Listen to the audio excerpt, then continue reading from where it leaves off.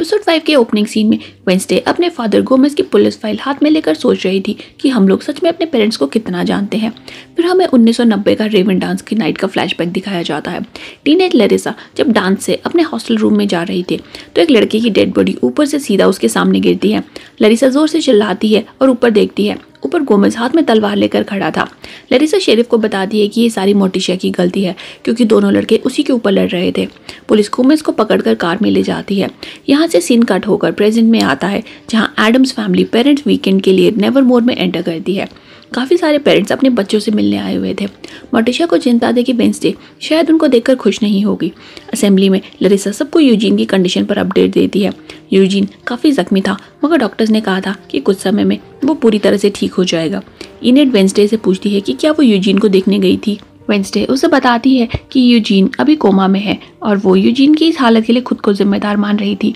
इनेट अपनी फैमिली को देखकर एक्साइटेड नहीं थी। इनेट ने अभी तक वुल्फ आउट नहीं किया था, सो वो जानती थी कि उसकी मदर उसे इस बात के लिए ज़रूर जज करेगी।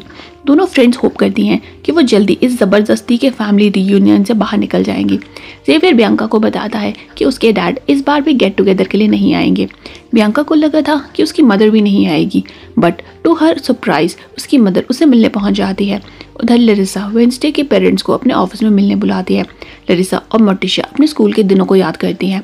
लरिसा एक्सप्लेन करती है कि वेंसडे का स्कूल टाइम काफ़ी रॉकी रहा है और उसे फिट इन होने में काफ़ी दिक्कत हो रही है। लरिसा बताती है कि वेंसडे के थेरेपिस्ट डॉक्टर किम्बॉट ने सजेस्ट किया है कि इस बार वेंसडे की पूरी फैमिली को एक साथ सेशन के लिए बुलाया जाए। वेंसडे और मोर्टिशिया दोनों फैमिली सेशन के लिए नहीं जाना चाहती थी मगर गोमेज के कहने पर दोनों को मानना पड़ता है।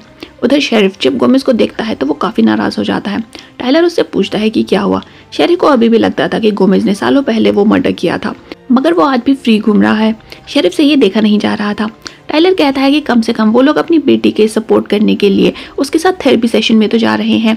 यहाँ टाइलर और उसके पिता के बीच में थोड़ी बहस होती है। उतने में शेरिफ को कॉल आता है कि कॉर्नर ने अपने आप को गोली मारकर सुसाइड कर लिया है। ये शेरिफ को काफ़ी अजीब लगता है क्योंकि लास्ट टाइम जब दोनों मिले थे तो कॉर्नर काफ़ी खुश लग रहा था। उधर वेंसडे के फैमिली थेरेपी सेशन में जब डॉक्टर किम्बॉट पूछती है कि वेंसडे के घर से जाने के बाद सब लोग कैसे कोप अप कर रहे हैं, पक्सली कहता है मेरे लिए ये काफ़ी मुश्किल है। मोर्टिशिया और गोमेज की भी सिमिलर फीलिंग्स थी। वेंसडे अपने इमोशंस के बारे में बात नहीं करना चाहती थी, सो वो गोमेज की क्रिमिनल फाइल निकाल कर पूछती है कि गैरेट गेट्स कौन था और गोमेज के ऊपर उसका मर्डर का इल्ज़ाम क्यों लगा है।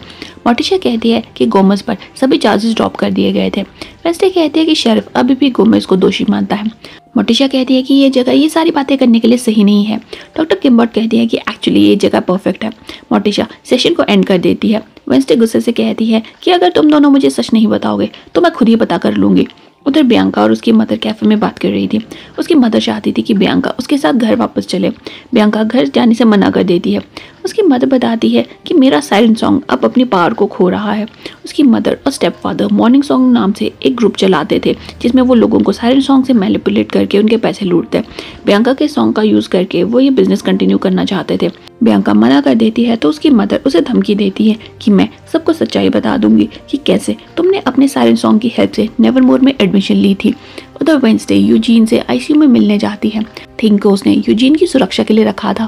यूजीन की मदर वेंसडे को बताती है कि पिछले कुछ समय में यूजीन सिर्फ वेंसडे के बारे में बात करता था। वो दोनों बहुत खुश थी कि उनके बेटे ने फाइनली एक दोस्त बना लिया था। वेंसडे इमोशनल होकर वहाँ से निकल जाती है। उधर कॉर्नर के ऑफिस में शेरिफ की कलीग उसे बताती है कि उसने अपने ही गन से सुसाइड किया है। क्राइम सीन पर ऑफिसर्स को एक सुसाइड नोट मिलता है। ऑफिसर बताती है कि नोट में लिखा था कि मैं एक पुराने केस को लेकर गिल्टी फील कर रहा हूँ। मैंने उस केस में गलत रिपोर्ट बनाई थी जिसके कारण मैं इतने साल से गिल्ट में जी रहा था। अब मैं ये बोझ नहीं उठा सकता, सो मैं सुसाइड कर रहा हूँ।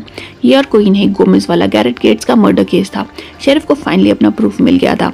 इस बीच वेंसडे मोर्टिशिया को एक ग्रेव के पास रोज फेंकते देखती है। पास जाकर उसे पता चलता है कि ये गैरेट की ग्रेव थी। शेरिफ नेवरमोर जाकर गोमेज को अरेस्ट कर लेता है। वेंसडे जेल में गोमेज के पास जाकर उसे सब सच बताने को कहती है। गोमेज बताता है कि गैरेट मोर्टिशिया को बहुत पसंद करता था। 1990 में रेवन डांस वाले दिन गैरेट ने मोर्टिशिया और गोमेज को किस करते देख लिया था। वो गोमेज से लड़ पड़ा और उसी हाथापाई में गोमेज के हाथों उसकी मौत हो गई। वेंसडे अपने डैड की बॉडी लैंग्वेज से समझ गई थी कि वो झूठ बोल रहा है। इसके बाद वेंसडे सीधा शेरिफ से मिलने जाती है। वो शेरिफ से कहती है कि ये सब कोई कोइंसिडेंस नहीं हो सकता। गोमेज का नेवरमोर आना, कॉर्नर का सुसाइड और वो सुसाइड नोट कोई गोमेज को फंसाने की कोशिश कर रहा है। शेरिफ कहता है देर से ही सही मगर इंसाफ हुआ है। मगर गैरेट की फैमिली में से कोई भी उसे देखने के लिए नहीं बचा है। वेंसडे पूछती है कि सब लोग कहाँ गए। शेरिफ जवाब देता है कि सब लोग मारे गए। गैरेट की मदर ने सुसाइड कर लिया। उसके फादर की अत्यधिक शराब पीने की वजह से मौत हो गई और उसकी बहन ओवरसीज में डूबकर मारी गई। वेंसडे मोर्टिशिया से इस सारे केस की सच्चाई पूछती है तो मोर्टिशिया बताती है कि उस रात गोमेज के हाथों नहीं बल्कि मोर्टिशिया के हाथों गैरेट की मौत हुई थी। मोर्टिशिया को बचाने के लिए गोमेज ने पूरा इल्जाम अपने सिर पर ले लिया था। जब मोर्टिशिया पूरी स्टोरी सुना रही थी तो वेंसडे को रियलाइज होता है कि शायद गैरेट को पॉइजन किया गया था। दोनों उसकी ग्रेव पर जाकर खुदाई करने का फैसला करती है। उन्हें उसकी बॉडी इतने सालों बाद भी वेल प्रिजर्व्ड मिलती है। उसी वक्त ऑफिसर आकर दोनों माँ बेटी को अरेस्ट कर लेती है। जेल में पहुंच गए वेंसडे अपने पेरेंट्स को गैरेट की फिंगर दिखाती है जो उसने उसकी डेड बॉडी से चुरा ली थी। वो नाइट शेड पॉइजन के असर से मरा था। फिर वेंसडे को उस रात का विजन दिखाई देता है। गैरेट के फादर ने नेवरमोर के सारे स्टूडेंट्स को मारने के लिए उसे नाइट शेड की एक वायल दी थी, मगर गोमेज के साथ फाइट करते हुए वो वायल उसकी पॉकेट में ही टूट गई थी। इसका सीधा मतलब ये था कि मोर्टिशिया के उसे मारने से पहले ही वो मरने वाला था। अगली सुबह मोर्टिशिया और वेंसडे मेयर से मिलने पहुंच जाती हैं। मेयर उस समय शेरिफ था और उसी ने गैरेट के फादर के कहने पर केस को रफा दफा किया था। गैरेट का फादर आउटकास्ट को बिल्कुल भी पसंद नहीं करता था। साथ ही वो क्लेम करता था कि नेवरमोर स्कूल जिस प्रॉपर्टी पे बना है वो उसके फैमिली से 200 साल पहले छीन ली गई थी। मोर्टिशिया उसे थ्रेटन करती है कि वो सबको सच्चाई बता देगी अगर मेयर इमीडिएटली गोमेज को रिहा नहीं करेगा। गोमेज को इनोसेंट डिक्लेयर किया जाता है और शेरिफ उससे अपोलोजाइज करता है। जब ये इशू सेटल हो गया तब मोर्टिशिया वेंसडे से उसके विजन्स के बारे में पूछती है। वेंसडे चाहती थी कि मोर्टिशिया उसे अपने पास को कंट्रोल करना सिखाए। मोर्टिशिया जवाब देती है कि उनकी ब्लड लाइन में से ही कोई मरा हुआ एंसेस्टर उसे ट्रेन कर सकता है। फिर वेंसडे उसे एक गुडी के बारे में बताती है तो मोर्टिशिया कहती है कि गुडी एक बहुत पावरफुल विच थी, मगर बदला लेने की भावना के चलते वो काफ़ी खतरनाक हो गई थी। सो वेंसडे को संभल कर रहना चाहिए। उधर इनिट अपनी मदर को बताती है कि वो कन्वर्जन कैंप में नहीं जाएगी। इनिट कहती है कि वो अपने टाइम पर वुल्फ आउट करेगी। अगर ऐसा नहीं हुआ तो उसकी मदर को उसे एक्सेप्ट करना चाहिए।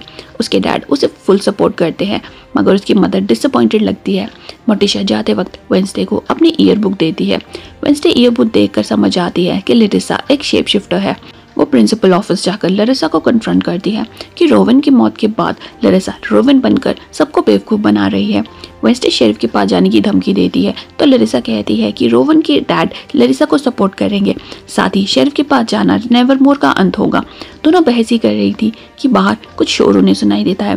स्कूल के लॉन में एक बर्निंग मैसेज लिखा हुआ था, फायर विल रेन, मतलब सब तरफ आग बरसेगी। इसके साथ वेंसडे का 5th एपिसोड एंड हो जाता है। आज के लिए इतना ही, मिलते हैं अगली वीडियो में। तब तक stay safe and stay healthy. Good bye.